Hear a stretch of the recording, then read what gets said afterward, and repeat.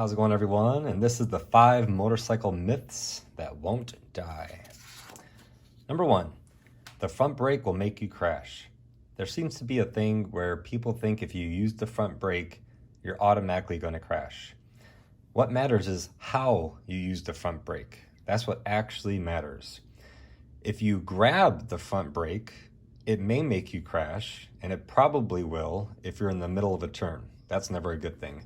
However, you can use the brake, even pretty aggressively, in the middle of a turn. It all depends how. If you grab it, you're going to overload the suspension and the tires, and you could low side, you could crash. But if you squeeze the front brake, then the suspension and the tires won't be overloaded too quickly, and that's perfectly fine. The front brake also provides the majority of the stopping power. So for riders to tell me, and I've heard, to completely avoid using the front brake is absolutely insane. The idea is you just have to learn how to use it. So like anything else, shut up and practice. Number 2, you will get bored with a 600cc bike. So this comes from just a bunch of ego BS. If you're only going up and down a straight line highway and you're trying to race your buddies going 130 miles per hour, those are the type of people that say stupid things like this, right? For example, think about this. So Ari Henning, a lot of you know him from Revzilla, makes a bunch of cool videos and everything else. He has a 158 at Chuckwalla Raceway on a Honda 300. I know people with 1,000cc bikes that claim they're just hot. They're just awesome. They're just hot stuff, and they're really, really fast. And they're doing 2 minutes and 10 seconds on an R1 at Chuckwalla Raceway.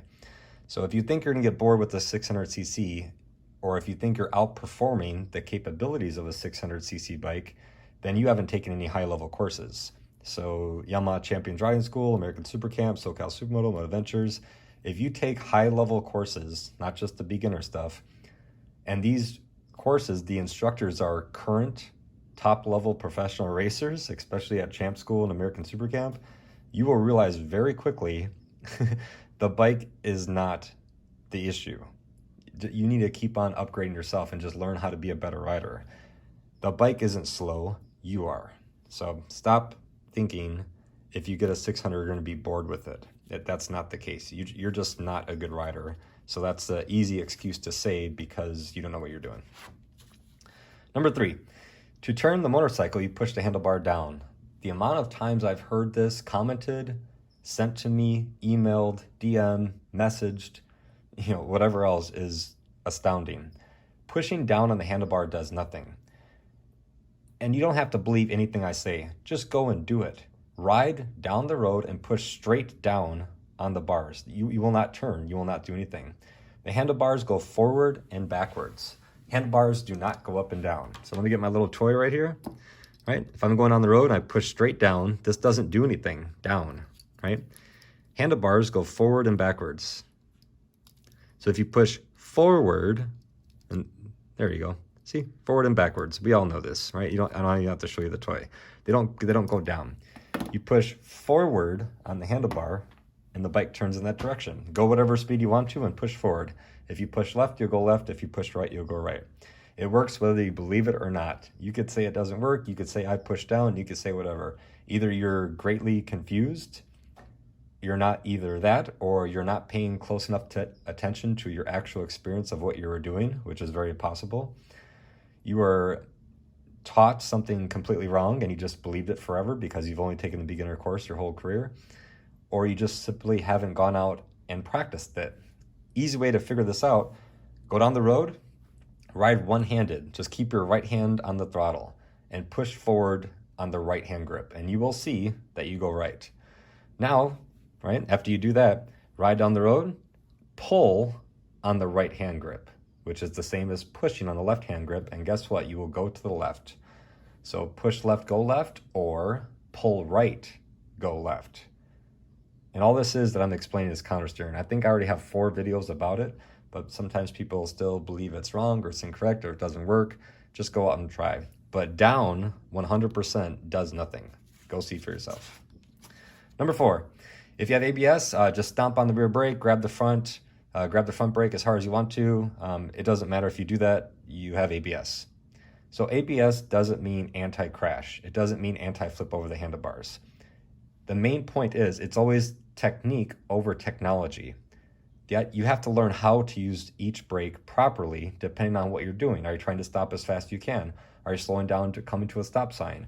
Are you in the rain? What are you doing? But just because you have some kind of technology on the bike, that does not mean you don't have to learn how to use the brakes. So imagine the technology doesn't work, or it fails one day, or you ride a bike that doesn't have ABS, or you borrow a buddy's bike, or you rent a bike, or they give you a loaner bike because your bike is in the shop. All these different variables, right? It shouldn't matter what technology is on the bike.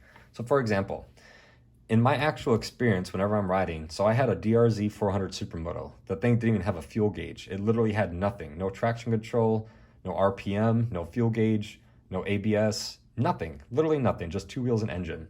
I've also had a BMW S1000R with every technology you can imagine.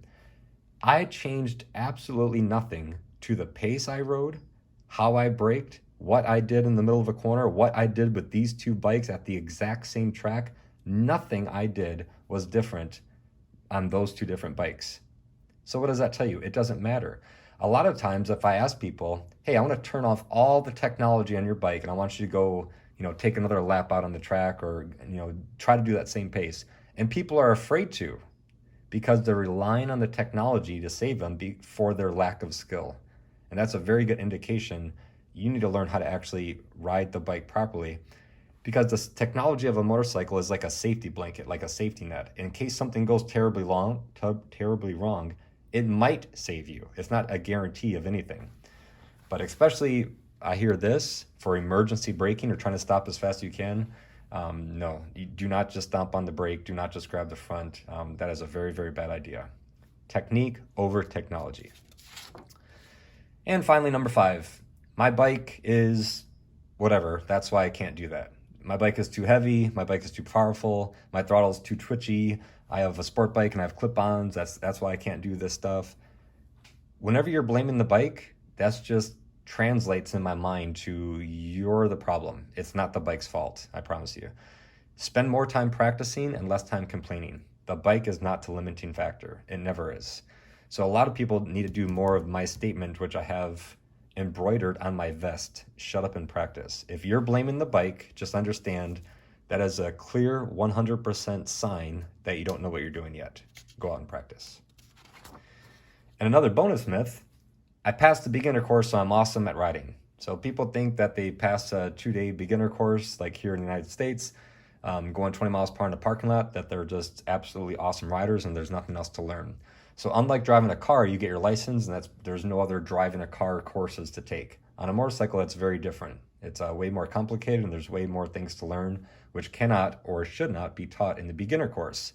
For example, I'm not going to teach a rider about setting the sag and rebound damping in the beginner course because they just learned how to shift 20 minutes ago and they can't even get that right. So there's a lot of levels of techniques to learn, and they need to be appropriate based on the level of course and how much experience do you actually have. That's why in the beginner course, it's very basic information, just like an 8th grade education. Higher level training is needed to learn higher level techniques. So if you go to my website, motojitsu.com/courses, I have a whole bunch of courses listed, and a lot of them I have discounts. If you sign up for that course, you get a discount. So don't be the rider that's been riding for 20 years, but all they're doing is the same 8th grade stuff for that long.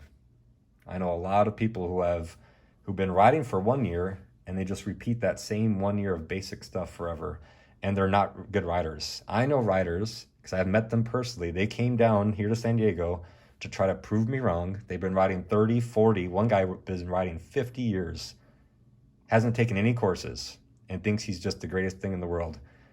All those people, 20-year rider, 30-year rider, and that 50-year rider, all these people that I set up white belt in my MotoJitsu program, they couldn't even do it. And they thought it was the easiest thing in the world. Follow them around, riding around the streets, they're making horrible decisions. Their judgment is terrible. Going out in the twisty mountain roads, they're crossing over the double yellow line. They're almost going off the road. They're almost sideswiping cars. So I don't care how long you've been riding, it means absolutely nothing. Take higher level training and practice what you've learned. Any other crazy myths that you guys know about or have you heard people say? Comment below. I'd love to hear from them. As always, like, subscribe, and share, and thank you guys for watching.